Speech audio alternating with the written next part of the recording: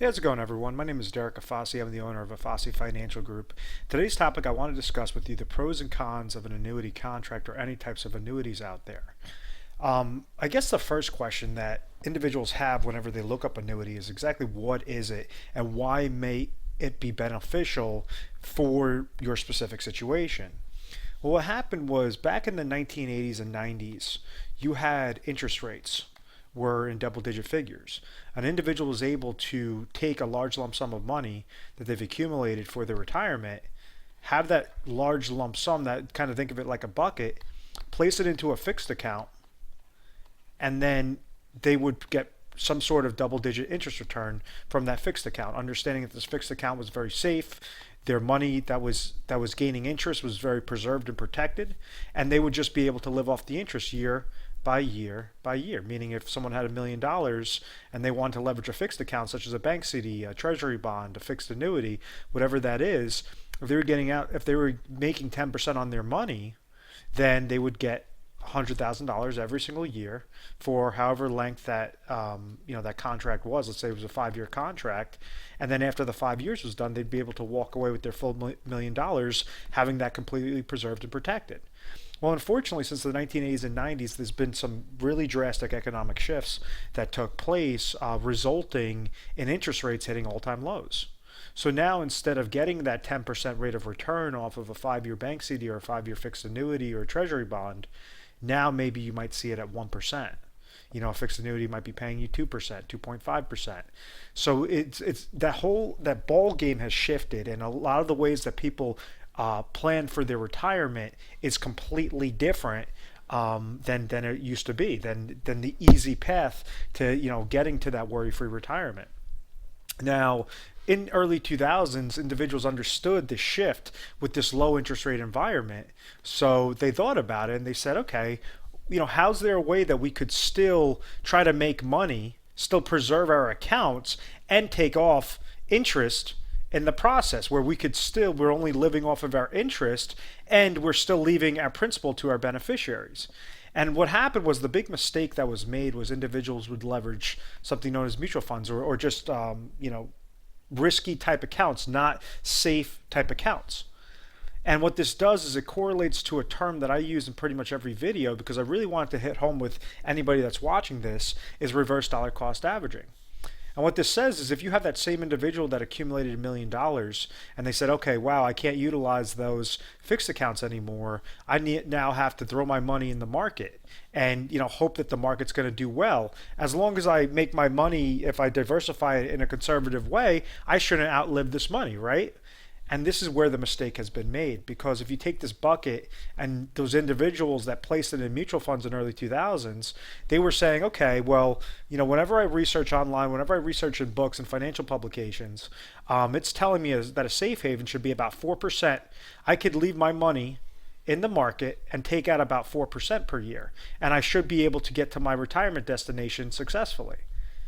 Well, since that point in time, the market has been doing this number. It's been extremely volatile. We've been having very large drops one year, very large gains the next. But what happens is, it's not that consistent flow, so you cannot predict how to utilize this constant 4% every single year. And with reverse dollar cost averaging, it really hones in on any sort of risk type aspect. What I mean by risk is, if something is not guaranteed, if something doesn't have a legal reserve structure, some sort of safety net behind it, then there is risk there. And when it comes to retirement, you have to think of this as your livelihood. You do not want to have risk in your retirement. So this is what happens with the individual that utilize that sort of planning process, utilizing their risk during retirement. And what would happen is, they'd have to constantly pay mutual fund related fees. Typically, mutual fund related fees are hovering right around 1%. Could be a little bit less, could be a little bit more. Then on top of it, you had financial advisors, which were wealth accumulation specialists, and they were wealth accumulation specialists that were trying to suggest ways on how to utilize retirement income planning. Now, myself, my company, and other individuals out there throughout the nation, we specialize on retirement income planning. So a lot of our things are very safe and consistent. But we understand exactly that correct path when someone's accumulated their assets, how to preserve, protect, and make sure that you're receiving lifetime income streams from that money so that there is no question mark in retirement. You have pure certainty of exactly what's going to be happen at that specific point in time. So back to that individual that just basically used the wealth accumulation specialist, that guy knows how to accumulate your money. So he says, listen, we're going to leave it in the market based upon my algorithms, based upon my expertise. We're going to try to grow this money. But that's the whole factor, is they're going to try to grow that money. There is no guarantee with that money. In order for him to make his recommendations, whoever that advisor is, they're going to charge you something known as a wrap fee. This wrap fee could be about 1% if you're lucky. Could be high as 2.25%, 1.4%. That's the typical wrap fees that advisors charge. So you don't only have, before your bucket even starts doing anything, you already have 1%, minus 1% because of the mutual fund related fee. You already have minus 1% because of the advisor fee. And then now your money could try to go into the market. Well, what happens if you have a downward market loss? And this is what happened in 2008. The average portfolio lost 57%. Let's say if you just had 10% drop in a given year, which is very realistic, especially in today's times, and you took out income of 4%. Well, you would have taken out income of 4% that first year, would have resulted in $40,000, but you would have ended up losing 10% plus 1% plus 1% worth of value, which would be $160,000 worth of value that 1 year, making your new account value go from $1 million all the way down to $840,000 in one given year, even though you only took out $40,000.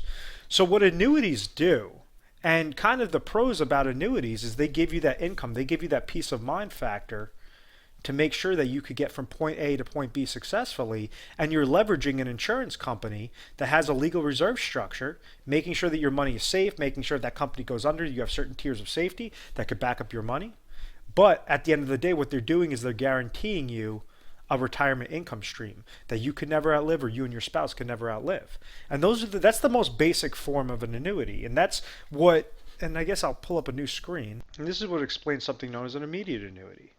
And simply put, what it does is you're giving the insurance company a lump sum of money, understanding that they are going to, as long as you give them that lump sum, they're going to pay you income streams on either a monthly basis, an annual basis, a semi-annual basis, however you want to receive it, but they're going to pay you income that you can never outlive, or income that you and your spouse can never outlive. Now, I actually don't like immediate annuities. I think that you lose too much control in the process. What I mean by that is if you take your $1 million example, and let's say you're 65 years old, it's all based upon your age, it's all based upon your sex. Reason being is because the insurance company isn't just going to say, okay, out of whatever age comes to us, if somebody's 60 years old, yeah, we're going to give them 6% interest, as opposed to the guy that's 80 years old, and we're only going to give him 6% interest. What they want to do is have a larger incentive. It's not a large incentive for the company to give you a favorable guarantee if you're younger, because they understand that you have a long time horizon to live, as opposed to that 80-year-old that, mortality rate speaking, only has about 10 years left to live. So that's how they determine how much income you're going to get. So maybe that 60-year-old out of that $1 million is going to be guaranteed $50,000 a year. But that 80-year-old that's giving $1 million, they might be guaranteed $110,000 per year. And that's the major difference. It's just basically because off of the insurance company's standpoint, where exactly does it hit that certain price point where they're able to still be profitable and give you a guarantee and be able to provide that guaranteed income in the process. So if we just take this example of the individual that was 60 years old and they placed $1 million into an immediate annuity, and let's say the insurance company said, okay, we're going to pay you $50,000 per year. Well, this might be good because you say, okay, if I just keep living and living and living and living and living, what happens when I hit age 80? Which would be exactly in 20 years? And this is just a hypothetical example. Some companies might offer you 5.5%, 5.2%, whatever that is. But essentially what you understand is you're leveraging the insurance company, saying that they have to give you a guarantee of $50,000 every year. And every year after age 80, that you would have outlived this money if you're just taking it simply from a bucket of money, this insurance company is still on the hook to pay you that $50,000. It's contractually guaranteed off of that insurance company that you're utilizing. Now, what exactly happened, which sounds fine, right? If you live to 85, 90, 95, 100, you were leveraging the insurance company, and they were meaning that they were paying you more money than what you placed in there. Now, what about for that individual that passes away? Let's say they're age 60, they gave the company $1 million, and now the company gives them $50,000 per year, but then that person only lives for 5 years. Well, they would have received $50,000 for 5 consecutive years, meaning that they would have received $250,000, but now the insurance company wins because they walk away with $750,000 worth of value. And this is what I don't like about immediate annuities. That's the cons to it. When you utilize an immediate annuity, you're surrendering that amount of money. If you're giving a lump sum, yes, you're going to receive a contractual guarantee, but you will not leave anything to your beneficiaries. Now, there's different forms of immediate annuities. You can have period certain immediate annuities, meaning like they would pay you $50,000 per year and also guarantee you that you're going to have at least 10 years of payments that will come to you. If you pass away in year 5, then you have another 5 years that are going to get paid to your beneficiaries. There's different nuances with these products, but the very raw part of an immediate annuity I do not like. And that's why you're never really, if you call into the office, you're never really going to see myself or any of my advisors really push that immediate annuity route, because the insurance company's always going to win. They're going to leverage your money against you. Now, you have other types of annuities out there which I do like. I do find that it's very favorable for the correct individual. The first type is something known as a fixed annuity. And how this works is it's just like any sort of fixed account that you might be familiarized with, such as a bank CD or a treasury bond. What happens is you could have your $1 million that is sitting there, purchase a fixed annuity, and understand, and maybe that fixed annuity for like a 5-year fixed annuity might pay you 3%. So you understand for every year you're going to receive 3% of interest on your money. So the first year you're going to receive 30 grand into your account. Next year is going to be 3% of $1,030,000, and it goes more off of a compound interest type factor. And this serves its purpose, and it did serve its purpose in 1980s and in the 1980s and 1990s. Reason being is because you could leverage a fixed annuity being offered through an insurance company that would typically pay you about 2 to 3 times higher than a typical bank CD. That would only be offering you, like right now, bank CDs, you'd be lucky if you find a 5-year bank CD paying you 1.2%. And right now, with fixed annuities, you'd be lucky if you could find one paying you about 3% per year. So it's all the same sort of concept. Both have some form of legal reserve structure into it, except for a fixed annuity is owned through an insurance company, and insurance companies cannot offer bank CDs, just like a bank CD is offered through a bank, and the banks cannot offer fixed annuities. So just understand, it's just for that very safe individual that says, okay, I want to place my money in here short term, and I want to know precisely how much I'm going to receive. And this is a type of deferred annuity. So this is a tax deferred annuity. So understand, the other immediate is obviously immediate annuity. The fixed annuity is a deferred annuity. Now, what are the cons to the fixed annuities? Well, simply put, if you're placing your money into a contract for 5 years, then you understand that you can't touch your money, you can't touch the full amount for 5 years. Also, another con is currently interest rate environment is so low. You'll be lucky if you could find a product with about 3% rate of return that will be paying you a fixed percentage rate of 3% year by year by year. So, with those two cons, that could really make the difference between whether or not you want to go that fixed annuity route. But rather than an annuitization, because what happens is all annuities, they offer you some sort of annuitization factor, and this is where the confusion lies.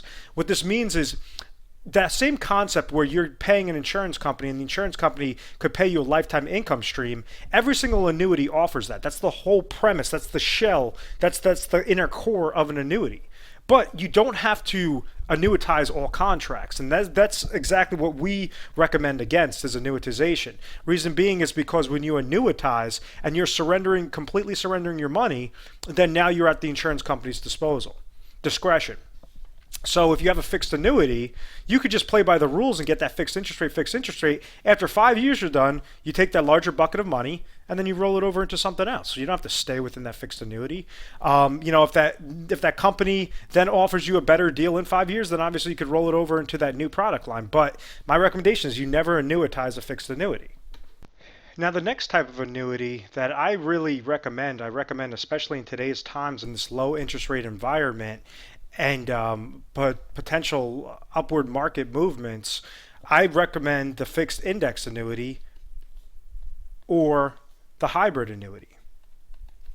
And reason being is because of that control aspect. If you're looking for an account, just like that bucket of money, that $1 million, and you don't like the fixed interest rates that are currently paying you 3%, understanding that inflation could beat out that 3% in a given year, and you want to have your account have safety, preservation, and eliminate any downward market losses, meaning that your accounts do not become affected with downward market losses while participating in upward market growth, this is where a fixed index annuity works very, very well. What I mean by that is kind of think of that $1 million, but now we're going to put a little shell over it.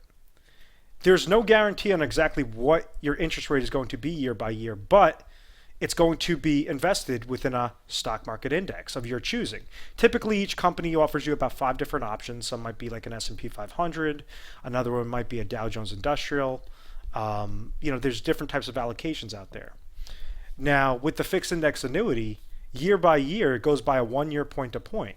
So it says, okay, out of that year, out of that index that you chose, did that index go up? If the index went up, then they're going to execute and you're going to receive a portion of those gains. The next year, did that index go down? If that index went down, they do not execute and you receive a gain of 0%. So essentially, if you're looking at a market and the market does one of these numbers, with a fixed index annuity in a hypothetical example, you would increase whenever the market goes up. Whenever the market goes down, you're going to decrease. You're going to stay exactly the same. Whenever the market goes up, you're going to increase. Whenever it goes down, you're going to stay exactly the same. Whenever it goes up, you're going to increase. Whenever it goes down, you're going to stay exactly the same. So it allows you to have that safety and consistency in your account value year by year by year. Now, the next type of annuity out there, which I really like to leverage because I believe that it gives the client control while allowing their money to grow whenever the market increases, flatline whenever the market goes down, and also provide a lifetime income stream that they could never outlive.